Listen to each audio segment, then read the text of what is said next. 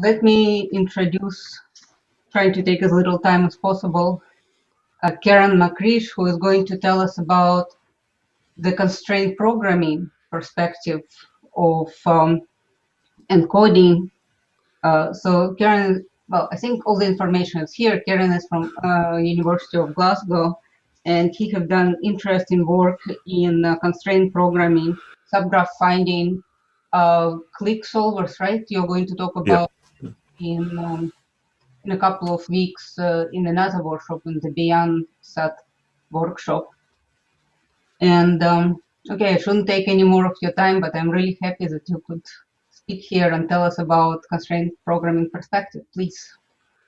Thanks. So this is more of an overview. I'll be fairly informal for most of this. I'm just trying to hopefully give people an idea of some of the interesting questions I think might be worth working on. So modern constraint programming looks a bit like the following. We have sets of variables that take values from finite domains. These domains are potentially very large, for example, int or even float if somebody's being particularly nasty to you. It's quite common to have a few very large variables and a lot of relatively small or 0-1 variables in a model. We go even further. Most constraint programming solvers natively support set variables, so you can represent a set of integers as a variable. And at least in the high-level modeling languages, we can sometimes talk about, okay, give me a partition of partial functions between sets of integers. And again, some solvers even understand these natively. And we like to work with what we call global constraints, which are expressed declaratively. So given a set of variables, I might say all these variables must be different. And there are weighted generalizations of this. So I might say you can use this value 2 times, you can use this value 3 times, and so on. If we want to talk about knapsack problems, we would just write knapsack as a constraint. Another example is saying, okay, this sequence of variables must match the following regular expression. This is very useful for workforce allocation, for shift pattern scheduling, and so on. We have notions like sliding cumulative sums, which are used for machine capacity and fuel in vehicles and so on. And the modern constraint programming view of a constraint is something that has an algorithm that can delete values from variables domains. Now, this is called inference, and the whole process of seeing how many values we can delete is called propagation. The theoretical view of constraint programming is often quite different. Theory papers often talk about binary constraint satisfaction problems. And in this case, constraints involve exactly 2 variables. And constraints are usually expressed as an explicit list of allowed or forbidden pairs. So this is where the notion of consistency comes from. A basic notion of consistent, we say a constraint is arc consistent if we pick any value from either of its variables, and we can look in the other variable and we can find a value that would support this assignment. So what this means is that every value left in the variables of domains in a constraint is present in at least one solution to the constraint. We say a subproblem is arc consistent if all of its constraints are arc consistent.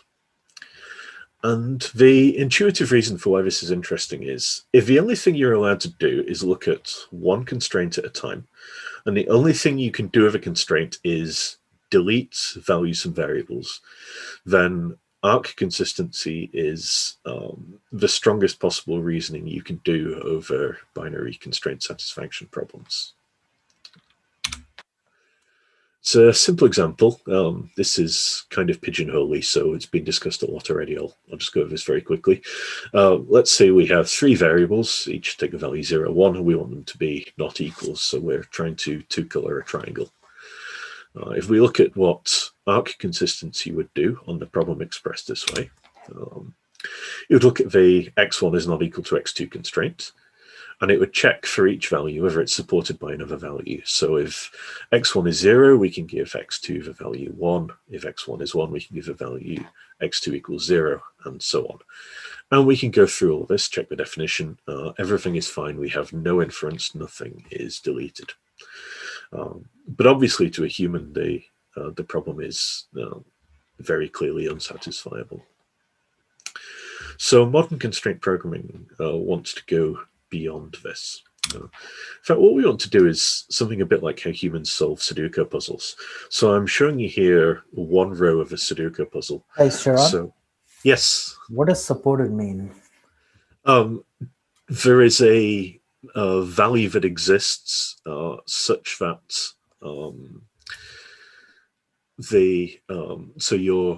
if you give a variable its value and you give the other variable in the constraint this other value, then you're okay. So if I say that A is not equal to B, if I give the value 1 to A, then that is supported by giving the value 0 to B. Okay, thanks. Okay. But does this R consider like a global property, or is it with respect to some partial assignment that you have already started fiddling with? It can be with respect to whatever is left in domains. So the theoretical view of what the solver is doing is when it branches, you can think of it as adding constraints that force the branching condition. And maintaining our consistency would then somehow be pruning values so that for everything in every domain, and if you have a constraint, then you can find something in the other domain that makes sense. Yep. Okay. So a Sudoku example. So here we have 9 variables. I'm just writing out the values that are present in the domain. So assume we've already done some reasoning. So we have a variable with values 1, 8, a variable with value 2, 3, another variable with value 2, 3, and so on. And we have a constraint, which in modern constraint programming terms, we would call all different over these 9 variables. So what a human would do, and I would do this interactively if we weren't using Zoom. They would look and say, hey, look, that value 1 only appears in one place, so obviously it has to go in the first box. They would look and see, okay, we've got a 2, 3 and a 2, 3. So we don't know which of these 2 variables takes the value 2 and which takes the value 3, but we do know that we can't use the value 2 in any other place, and we can't use the value 3 in any other place. So we would do some deletions. Then we see we have these 3 variables that have the 3 values 4, 5, 6 between them. So we can't use 4, 5, 6 anywhere else. And then we have a 7, 8, 9, 3 variables and 3 values between them, but those don't occur anywhere else. And what I claim is this is the maximum possible amount of inference you can do if all you're allowed to do now is look at this single constraint. So this is what brings us to generalized arc consistency, which is also called domain consistency and is sometimes just called arc consistency. So the idea is now you can pick any value from any variable present in a constraint, and you want to find a way of giving every other variable in the constraint a value from its domain so that the constraint is satisfied. And for the all different constraint, it turns out if we know we're dealing with an all different constraint, we can do this in polynomial time. We can do exactly what humans do on Sudoku puzzles in polynomial time. This is a practical algorithm. There is a very long paper on how to implement this algorithm incrementally, etc. And this really pays off for some problems. If you have a solver that can do this, you can solve, for example, very large Sudoku problems very quickly that if you don't do this kind of reasoning, then they would take you forever to solve. This is kind of the motivation behind constraint programming these days, is these global constraints and these propagation algorithms that can do very strong inference for us. So what about linear inequalities that we're hearing a lot about, the pseudo-Boolean people in the SAT side of the program? The Slack algorithm that you might know for 0-1 integer linear inequalities also works for arbitrary integer domains in a fairly easy way. And what it will do, it will only ever alter the upper and lower bounds of variables. It won't ever poke holes in the middle of a domain.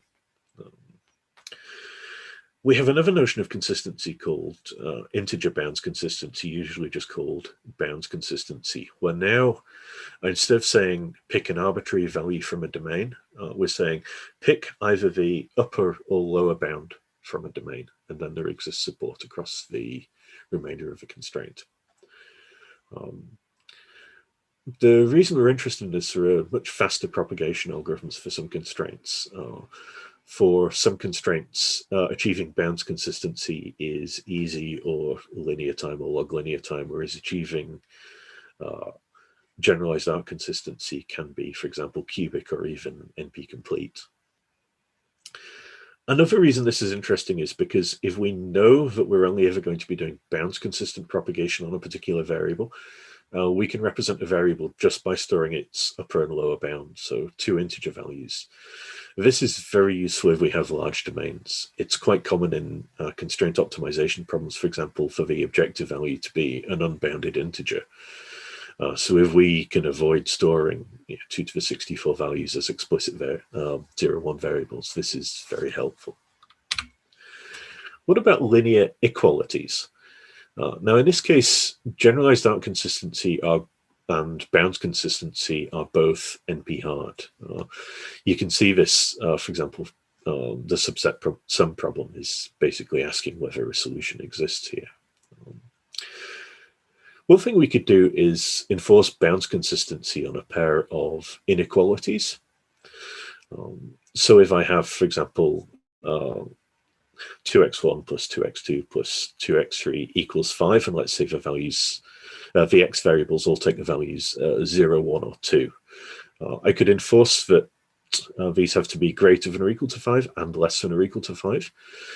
This is integer bounds consistent, but the equality constraint is not bound consistent. There are no solutions to it. So what this is showing is bounds consistency on a pair of inequalities is not the same as bounds consistency on the equality. In practice, enforcing bounds consistency in this way is what a lot of constraint programming solvers do. Some solvers will also try to enforce consistency anyway using a dynamic programming type algorithm or something called tabulation, which I'll come to later. But even though enforcing consistency on a constraint might be NP complete, this doesn't necessarily stop us from doing it. And something I think is worth pointing out, something that I think the SAT community are not very careful about that really matters from a constraint programming perspective, is that the definition of consistency depends very heavily upon how you represent your constraints. So you can have consistency for a clique of not equals to constraints versus consistency for all different. And consistency when you know you're dealing with an all different constraint is stronger. We saw 2 linear inequalities versus 1 linear equality have different notions of consistency. One of the things I work with, it even depends upon how you express the problem. So for a subgraph mapping problem, we can talk about being arc consistent on vertices or arc consistent on edges, and these mean different things. So what about encodings? So we say a CNF encoding is, for example, arc consistent if unit propagation on the CNF infers all of the deletions that arc consistency would infer on the original constraint programming model. So in some sense, we're saying that we're taking a problem, we're encoding it in SAT, and we want the reasoning that the SAT solver can do to be as strong as the reasoning that a CP solver would do if it was, for example, maintaining arc consistency. And then a really interesting question is, when is such an encoding possible?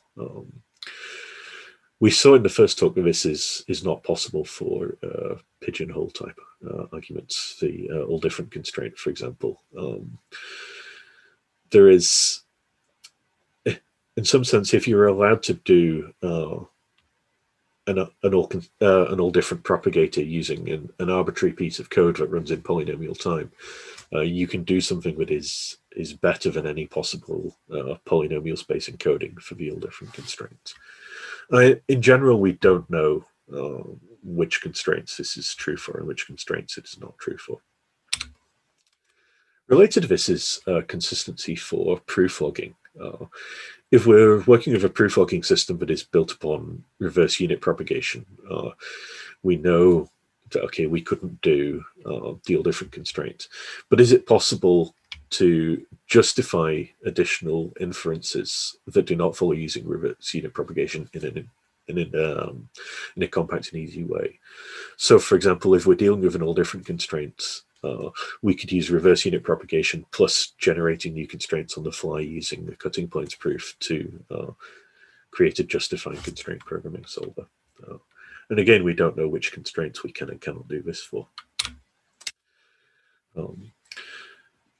There's a trend in constraint programming that constraint programming solvers are becoming very close to SMT solvers these days. So there is a desire to add learning, etc., into constraint programming solvers.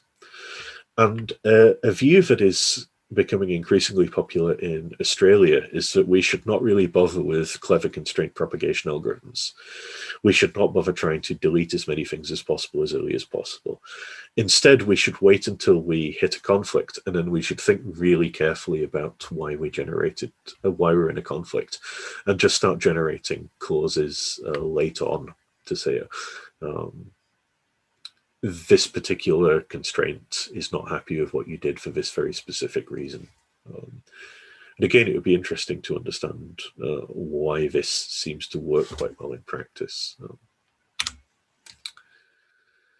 We don't know in general when we should use stronger levels of consistency.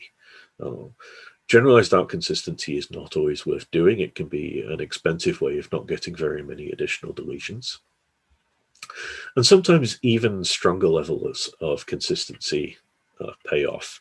There is a notion of singleton out consistency, which is where you can pick any variable, pick any value from its domain, and then you can make the entire problem generalized out consistent subject to that assignment. Ciaran, question? Yes. So if I'm struggling to understand constraint programming ease, because I only speak sat ease. Yep. Is singleton or consistency kind of the same thing as probing? Like setting a variable and propagating? Yes. You can think of it as set a variable and propagate and see whether something disappears. It is incredibly expensive to do in practice. It's, in a sense, it's running one level of look ahead across the entire solver and then seeing if you can infer any deletions from this. Sometimes this makes some very difficult problems very, very easy to solve. Again, we don't know when or why we should do this. Another technique is something that's called auto-tabulation. The idea is you can combine multiple constraints that have an overlap on their variables into effectively a list of permitted tuples, so something like DNF. There's another one of these Japanese newspaper puzzles called Some Skyscrapers that involves linear equalities plus an all different constraint. And if you look at every constraint in this problem and you combine constraints that are over the same variable and just list out every possible solution to the unified constraints, then you can solve these puzzles very, very quickly. And in general, there's a question of when is it worth turning constraints into DNF or similar to end up with potentially an exponentially sized encoding that still runs fast in practice. Another interesting topic that hasn't received much attention from the theory community, as far as I know, is something we call failure-free enumeration algorithms. We have a few examples of problems where if you want to enumerate all solutions, all you have to do is write an algorithm that maintains a particular level of consistency. And then it is guaranteed, so you do a simple backtracking search whilst maintaining consistency. And every leaf node you find then will definitely contain a solution to the problem. An example of this is the stable marriage problem. If you want to find all solutions, the simplest algorithm we know for doing this is to write a constraint programming algorithm that maintains arc consistency. Just run it in a backtracking search, and it turns out every leaf node will be a solution, so you will never have a failure. I don't know whether there's something more interesting going on here, whether there is a general notion of when this will work and when it's worth looking at. And finally, I thought I'd just very briefly mention some other things we can do when we have this global constraint structure. So when we really know about the structure of our global constraints. There's a lot of work on putting local search inside constraint programming solvers so we can find solutions faster. And it turns out that if we know high-level structure, if we know what variables and constraints have, we can do much better here. There's also some very interesting recent work on doing model counting and belief propagation to give us a form of inference. Excuse me. And as a replacement to VSIDs and the like for search heuristics, it turns out that if you know where most of the solutions are likely to lie for any individual constraint, you can really direct the search process in a way that you can't if you're just working with the SAT encoding. So I'm going to stop there. I hope I've given people some interesting things to talk about. Thank you so much. That was definitely very, very interesting. Clapping for everybody. So quick questions, comments? Perhaps may I start? As far as I see it, so in a certain way, so the generalized arc consistency is kind of corresponds to what I had in my talk, this relative tree hardness 1. So that's a kind of a correspondence, although in SAT we don't have these constraints, obviously. We did quite a lot of experiments also in this direction of improving consistency, and there we came up to we had the following experimental results, which kind of correspond to your current trends in using more learning. Namely, so for example, we look at advanced encryption standard or hard cryptographic problems, and so that type of SAT solver, which are called look-ahead solvers, which have a certain similarity to constraint solving algorithms, so they don't do learning, or traditional ones. They got a lot faster with this improved hardness of lowered hardness of inputs. However, the CDCL solver didn't get anything out of that. And now, so at least for certain in certain cases, we could actually determine. For example, we took the simple case of a system of linear equations, XOR constraints with 2 equations. And they actually have already a very high tree hardness, but a low width hardness. And this, I believe, so perfectly explained why it was very hard for the SAT solver, but this didn't matter at all to the CDCL solver. So they cope with it anyway. So somehow, so that might be one reason that this arc consistency is tree-like, corresponds in a certain way to tree-like resolution. While CDCL solvers, they already take advantage to a certain, they have more DAG-like notions of hardness. So that could be one aspect here where one could consider more, yes. Okay, thanks.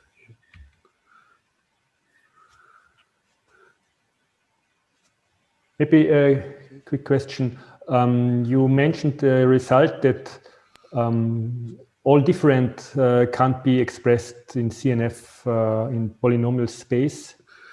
I would expect that you don't allow extension variables, because I would guess if you introduce extension variables, then this should be possible.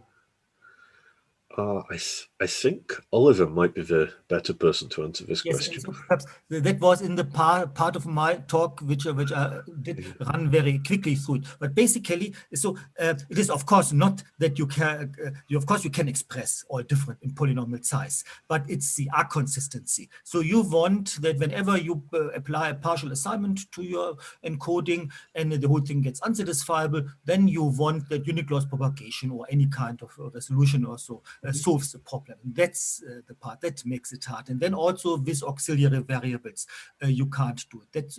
And that's this very interesting proof by Bessier et al., which shows by reducing the problem to the lower bounds for monotone circuits. So I think one could do quite a bit more here. But it's this quality, it's this that unsatisfiability must be caught quickly via unit loss propagation or failed literal elimination or something like that. That makes it impossible. Yeah, thanks, Oliver. I understand this, but my question was whether this lower bound also holds when you're allowed to use extension variables.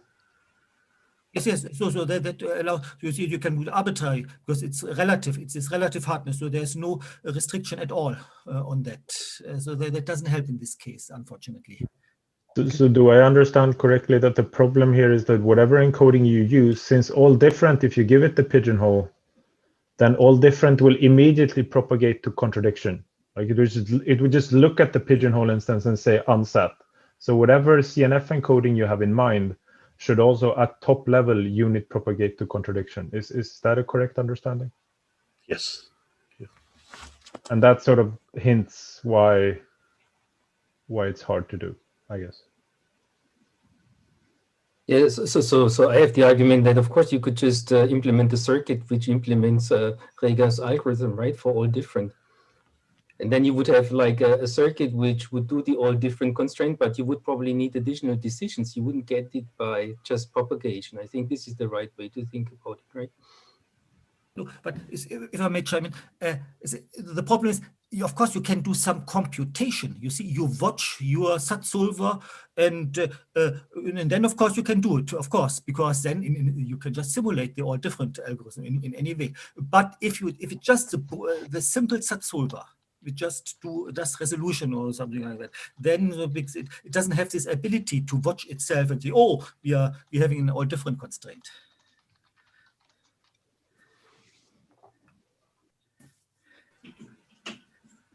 Okay, so thank you very, very much, Ciaran. And should we take maybe a couple minutes break and then do the showcase? We're a little bit over time, but hopefully. Yes, can I just ask a very short, maybe basic question?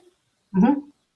Just on slide 14 or 15, you mentioned this enumeration approach. Yep. Failure-free. What are failures in CSP? I'm working with SAT.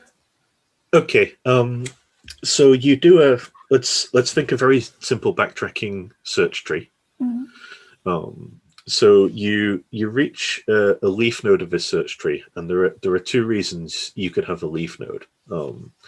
Either you have found a solution, so you found a satisfying assignment, or you've found some reason that the sequence of decisions you've made so far lead to unsatisfiability. So what we're saying here is you will never be in the state where a sequence of decisions that you make lead to unsatisfiability. Okay. So any decision you make is going to lead to at least one solution. Does that make sense? Makes sense, okay. Yes. Thanks a lot, bye. Well, I'll stay here. Thank you.